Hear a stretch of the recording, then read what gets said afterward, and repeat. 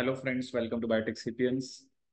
सो last जो video थी उसके अंदर मैंने आपके साथ जून 23 जो मॉर्निंग शिफ्ट था उसके क्वेश्चन डिस्कस करे थे जो बायोकेमिस्ट्री में आए थे आपके।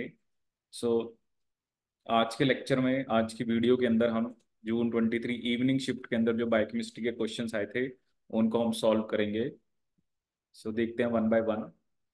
सो फर्स्ट क्वेश्चन आपका एग्जाम में आया था कि several proteins are modified by phosphorylation at specific amino acid residues to alter their activities। ठीक है, तो बहुत सारे प्रोटीन्स ऐसे होते हैं जिनके अंदर फॉस्फोराइलेशन होती है। ठीक है, अब क्वेश्चन आपसे ये पूछ रहा है, कहता है इनमें से कौन सा amino acid is not typically A site of phosphorylation in proteins. ठीक है, कि कौन से अमीनो एसिड की फॉस्फोराइलेशन नहीं होती है। ठीक है, तो देखो हम बेसिक हमने पढ़ा ही हुआ है कि एक तो वो अमीनो एसिड जिसके अंदर ओ एच ग्रुप होता है। ठीक है, O H group that is your hydroxyl group. तो हाइड्रोक्सिल ग्रुप हमारा सेरिन में होता है। ठीक है, तो सेरिन की फॉस्फोरिलेशन होती है, तो सेरिन की फॉस्फोरिलेशन हो सकती है। थ्रियोनिन के पास भी ओ एच ग्रुप होता है। और टायरोसिन, टायरोसिन एरोमेटिक है और इसके साथ इसके ऊपर इसमें ओ एच ग्रुप भी होता है। ठीक है, सो तो इसका आंसर आपका होगा लाइसिन, क्योंकि लाइसिन एक बेसिक अमीनो एसिड है। हम लाइसिन की फॉस्फोरिलेशन आपकी नहीं होती है। ठीक है, इसके अलावा अगर मैं आपको कोई और अमीनो एसिड बताऊं तो जैसे aspartic acid, aspartic acid is also one of the amino acid जिसकी फॉस्फोरिलेशन होती है। ठीक है, अगर आपको याद हो, वैसे हमने इसको सेल बायो में पढ़ा था, तो वहां पर हम basically talk about P type ATPases. तो पी टाइप एटीपेजेस की एक खास बात होती है कि उसके अंदर आपकी एस्पार्टिक एसिड की क्या होती है, phosphorylation। ठीक है, aspartic acid is also one of the amino acid which can undergo phosphorylation। so this is a very simple question कि लाइसिन की फॉस्फोरिलेशन नहीं होती है। ठीक है, सेकंड क्वेश्चन जो उन्होंने आपसे पूछा, कहता है 1 gram of polysaccharide composed of 1000 glucose unit has the same effect on osmolarity as that of। ठीक है, तो इसको मेनली आपने ध्यान रखना है कि क्योंकि ऑस्मोलैरिटी में हम देखते हैं कितने सोल्यूट हैं। ठीक है, तो जैसे 1 ग्राम के अंदर अगर 1000 है, ठीक है, so that is equivalent to 1 mg glucose. ठीक है, तो 1 मिलीग्राम ग्लूकोस और 1 ग्राम पॉलीसेकेराइड जिसके अंदर 1000 ग्लूकोस है, ठीक है, उनका सेम इफेक्ट होगा। ठीक है, तो वैसे भी आप देख सकते हैं ना कि आप कह रहे हो 1 ग्राम में 1000 है। ठीक है, तो 1 मिलीग्राम में आपका एक ग्लूकोस होगा। ठीक है, तो उन दोनों का सेम आपका अफेक्ट आएगा। Next question is about, this is related to your fermentation. ठीक है, तो जैसे हमने पढ़ा भी था आपका, सो यहाँ पर आपको क्या दे रखा है, कहता है जो ईस्ट है, ईस्ट के अंदर अंडर एनारोबिक कंडीशंस। ठीक है, हम किसकी बात कर रहे हैं, एनारोबिक कंडीशन। कहता है जो पायरुवेट होता है, ऑब्वियसली वो इथेनॉल बनाता है, तो उसमें पहले पायरुवेट की डिकार्बोक्सिलेशन होती है, वहां पे एसिटाल्डिहाइड बनता है, ये हमने पढ़ा हुआ है। और यहाँ पर आपको बेसिकली जब भी जहां पर भी डिकार्बोक्सिलेशन होती है वहां पर हमें थायमिन पायरोफॉस्फेट चाहिए होता है। ठीक है, and NADH mediated reduction of acetaldehyde to ethanol, क्योंकि NADH यूज होता है। ठीक है, जब हम इथेनॉल या लैक्टिक एसिड फर्मेंटेशन की बात करते हैं तो वहां पर हम कहते हैं NADH आपका यूज होता है। कहते हैं मेमेलियन लीवर। ठीक है, अब ये तो ईस्ट का बात हो गया। ठीक है, तो ईस्ट ईस्ट के बारे में हमने पढ़ा हुआ है। कहते हैं जो मेमेलियन लीवर है उसमें भी अल्कोहल डिहाइड्रोजिनेज होता है। ठीक है, जिसको आप लीवर ADH या LADH लिख सकते हो। कहते हैं from the options given below choose the one that best explains the physical significance of LADH in the absence of fermentation in the liver। ठीक है, तो ये अल्कोहल डिहाइड्रोजिनेज। ठीक है, जैसे हमें दो एंजाइम चाहिए होते हैं जब नॉर्मली हम पढ़ते हैं, एक होता है पायरुवेट डिकार्बोक्सिलेज और एक हमें अल्कोहल डिहाइड्रोजिनेज, बट वो हम ईस्ट के अंदर बात करते हैं। यहाँ पर वो कह रहा है कि अल्कोहल डिहाइड्रोजिनेज लीवर में भी होता है, तो उसका क्या रोल है। ठीक है, तो देखो फर्स्ट स्टेटमेंट इसने क्या लिखी है, the direction of LADH reaction varies with the relative concentration of acetaldehyde and ethanol। ठीक है, कि इसकी जो डायरेक्शन है कि उसने मे बी एसिटाल्डिहाइड से इथेनॉल बनाना या इथेनॉल से एसिटाल्डिहाइड बनाना, वो रिलेटिव कंसंट्रेशन पे मैटर करता है। इसके अलावा enzyme also metabolises the alcohol produced by intestinal microflora anaerobically. ठीक है, तो एक स्टेटमेंट यह है। दूसरा यह कि NAD positive produced by LADH drives glycolysis in the liver, ठीक है। तीसरी स्टेटमेंट क्या है कि जो मेमेलियन LADH होता है वो लैक्टेट बनाता है, एंड द NAD पॉजिटिव दस जनरेटेड ड्राइव्स ग्लाइकोलिसिस। और एक है कि mammalian LADH has non metabolic moon lighting functions, ठीक है। तो देखो इसके अंदर जो मेन रोल है वो आपकी फर्स्ट स्टेटमेंट सही है, ठीक है, क्योंकि यहाँ पर हम कुछ ऐसे अल्कोहल या लैक्टिक एसिड फर्मेंटेशन की बात नहीं करते। तो यहाँ पर LADH जो होता है वो मतलब उसकी जो डायरेक्शन है वो डिपेंड करता है कि रिलेटिव कंसंट्रेशन कितनी है। और दूसरा कि वो जो alcohol, it also metabolises the alcohol produced by intestinal microflora anaerobically, ठीक है। तो ये आपको फैक्ट याद रखना है। तो इसका जो करेक्ट आंसर है वो आपका फर्स्ट है कि LADH जो लीवर का अल्कोहल डिहाइड्रोजिनेज है उसका क्या फंक्शन होता है, ठीक है। So next question is about CD spectra, ठीक है। ये वैसे ही आप टेक्निक्स में भी हमने पढ़ा था कि हमें यहाँ पर A दे रखा है और हमें एक B दे रखा है, दो ग्राफ दे रखे हैं। तो अगर आपको याद हो तो ये जो A वाला ग्राफ है ये अल्फा हेलिक्स का है, ठीक है। और ऐसे ही हमने बीटा शीट का भी पढ़ा था, रैंडम कोयल का भी पढ़ा था, ठीक है। तो जो प्रोटीन है, ठीक है, दैट इज अल्फा हेलिक्स, ठीक है। प्रोटीन आपका कैसा है, alpha helix under condition A, क्योंकि this is a CD spectra of alpha helix. और ये जो बी है तो ये शो कर आपका डीनेचुरेशन, ठीक है, क्योंकि बीटा शीट का ग्राफ अलग था, रैंडम कॉइल का अलग था। तो बी जो है वो मतलब प्रोटीन क्या हो गया है, डीनेचर्ड हो चुका है, ठीक है। सो इसका right answer is your first, ठीक है। तो ये तो आपको ग्राफ याद रखना है, अल्फा हेलिक्स बीटा शीट और रैंडम कॉइल का कैसा ग्राफ आता है, ठीक है। This is very next question, बहुत ही सिंपल आ रखा है कि पायरुवेट जो ग्लाइकोलिसिस से बनता है पहले वो एसिटाइल कोई में कन्वर्ट हो जाता है, उसके बाद वो सिट्रिक एसिड साइकिल में जाता है, ठीक है। तो ये तो हमने अच्छे से याद किया हुआ है कि जब एक एसिटाइल कोई सिट्रिक एसिड साइकिल में जाता है तो 3 NADH 1 FADH2 1 GTP। और यहाँ पर अगर हम एक चीज और ऐड कर दें, अगर CO2 भी लिखा हो तो ये 2 CO2, ठीक है। वेरी सिंपल क्वेश्चन, 4 नंबर का क्वेश्चन आया था। और एक सिट्रिक एसिड साइकिल, ठीक है। तो मैंने आपको ये भी बताया था कि जो पायरुवेट से एसिटाइल कोए बनता है, ठीक है, वो एक लिंकिंग रिएक्शन होती है, उसको नहीं आपने काउंट करना, क्योंकि कई बार बच्चे उसको भी काउंट कर लेते हैं।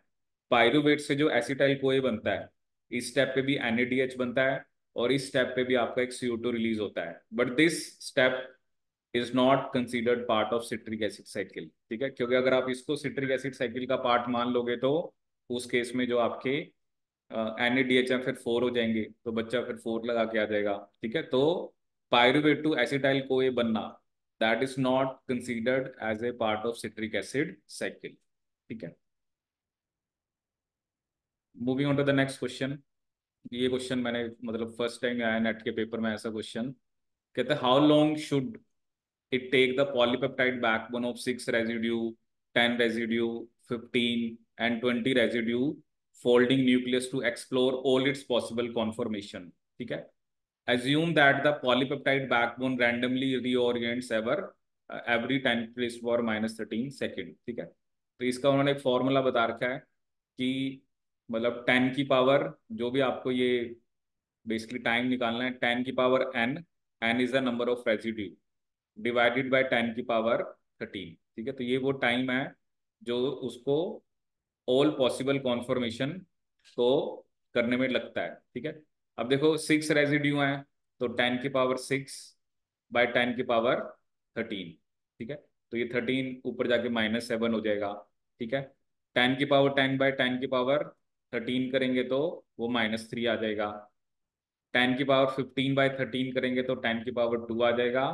और 10 की पावर 20 बाय 13 करेंगे तो 10 की पावर 7 आ जाएगा, ठीक है। तो अगर हम इन ऑप्शंस में जाएं, so the right answer is a, correct answer is your A. Now this is one of the question based on enzyme kinetics, ठीक है।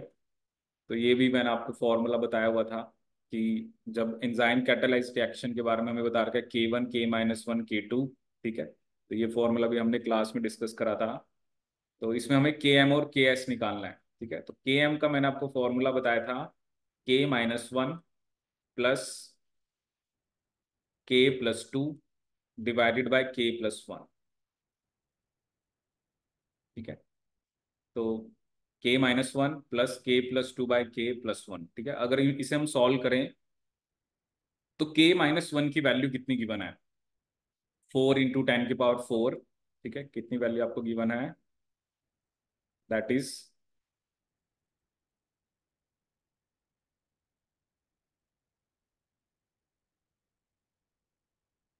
ठीक है। तो ये वैल्यू आपको कितनी गिवन है, 4 × 10⁴ प्लस, तो k-1 प्लस 8 × 10⁻² डिवाइडेड बाय 1 × 10⁸, ठीक है। तो इसको हमें सॉल्व करना पड़ेगा, ठीक है। सो अब इसको सॉल्व करने के लिए, जैसे अब 8 × 10⁻² है, ठीक है। तो इसको मैं और क्या लिख सकता हूँ, या तो आप इसको लिख लो ऐसे, 400 × 10⁻² प्लस 8 × 10⁻², ठीक है, डिवाइडेड बाय 1 × 10⁸। तो एक तरह से ये 408 आ जाएगा, -8 ऊपर चला जाएगा तो -6, so it comes out to be 408 micromolar, ठीक है। तो ये हमारी किसकी वैल्यू आई, आपकी Km की, ठीक है। तो यहाँ पर अगर आप ऑप्शंस में देखो तो 408 इसमें भी है, बट ये मोलर है तो ये तो गलत हो गया। So it has to be out of C और D, ठीक है। अब जो Ks होता है ना, Ks is a dissociation constant की तरह होता है ये, कि जब k+2 बहुत कम है, एक तरह से अगर हम ये मान के चलें, तो इसका फॉर्मूला होता है सिंपली k-1/k+1, ठीक है। So that is 4 × 10⁴ divided by 1 × 10⁸, ठीक है। तो इसको मैं क्या लिख सकता हूँ, दैट इज योर, मतलब अगर यहाँ पर अगर आप इसको सॉल्व करोगे तो दिस इज 400 × 10⁻², और ये तो यहाँ पर ये 400 माइक्रोमोलर आ जाएगा, ठीक है। तो इसमें मतलब आपने k+2 नहीं लेना, ठीक है। सो यूनिट्स आपको यहाँ पर दे ही रखी हैं, जैसे इसकी अब मोलर सेकंड इनवर्स वन है, इसकी सेकंड इनवर्स वन है, इसकी भी सेकंड इनवर्स वन है, ठीक है। तो जब आप इसको सॉल्व करोगे तो Km आ रहा आपका 408, ठीक है, और जो Ks है वो आ रहा आपका 400 माइक्रोमोलर, वो कितना आ रहा आपका 400 micromolar. So the right answer will be your D, ठीक है। देखो ये फॉर्मूला तो आपको अच्छे से याद रखना होता है Km का, जो Km होता है in terms of these constants, this is a formula for Km। और इसमें मैंने आपको बताया था कि अगर k+2 बहुत कम है k-1 के कंपैरिजन में, तो उसे हम Kd लिख सकते हैं, या जिसे हम क्या बोलते हैं, आपका डिसोसिएशन कांस्टेंट, ठीक है। एक ही आपका क्वेश्चन है, which one of the following enzymes does not catalyze the oxidation of substrate by reducing the electron acceptor Na positive, ठीक है। अब इसमें देखो कहाँ पर Na पॉजिटिव नहीं यूज होता है, जब हम लैक्टेट डिहाइड्रोजिनेज की बात करते हैं तो वहां पर Na पॉजिटिव की हम बात करते हैं, पायरुवेट डिहाइड्रोजिनेज होता है वहां पर भी हम Na पॉजिटिव की बात करते हैं। लेकिन सक्सिनेट डिहाइड्रोजिनेज ये क्या बनाता है आपका, सक्सिनेट से फ्यूमारेट, succinate dehydrogenase is responsible for conversion of succinate into fumarate। और जब सक्सिनेट से फ्यूमारेट बनता है तो वहां पर हम किसकी बात करते हैं, आपके वहां पर FADH2 बनता है, वहां पर क्या बनता है आपका FADH2, ठीक है। तो ये आपका राइट आंसर होना चाहिए। आइसोसिट्रेट जब होता है वहां पर भी हम किसकी बात करते हैं, आपके NADH की, ठीक है। तो इनमें से succinate dehydrogenase is not using Na positive as the electron acceptor, ठीक है। So this is all about the questions जो कि आपके जून 23 इवनिंग शिफ्ट में आए थे, ठीक है। तो आप देख सकते हो कि किस किस टॉपिक से रिलेटेड क्वेश्चन आए, ठीक है। तो जैसे ये क्वेश्चन था, this related to amino acids, this question is general, कि थोड़ा जनरल सा क्वेश्चन था ये। This question is related to your alcohol dehydrogenase, तो इसको भी आप फर्मेंटेशन से लिंक कर सकते हो, ठीक है। CD स्पेक्टर वाला you can count them under, या तो बायोकेमिस्ट्री का क्वेश्चन आप इसको मान सकते हो, या टेक्निक्स का मान सकते हो। दिस इज टिपिकली जो हम सिट्रिक एसिड साइकिल पढ़ते हैं उसका क्वेश्चन है ये पहले कभी देखा नहीं नेट के अंदर, फर्स्ट टाइम ऐसा क्वेश्चन आया था। So you just need to remember a basic formula, 10⁻⁴ number of residues divided by 10⁻13। This was related to your enzyme kinetics, जो माइकलिस मेंटेन इक्वेशन हम पढ़ते हैं, and this is also one of the question related to your जो भी हम citric acid cycle या जो भी ग्लाइकोलाइसिस वगैरह पढ़ते हैं, ठीक है। So this is about this question. I hope you will like this video, and for all these kind of videos, please subscribe to our channel Biotech Sapiens. Thank you so much.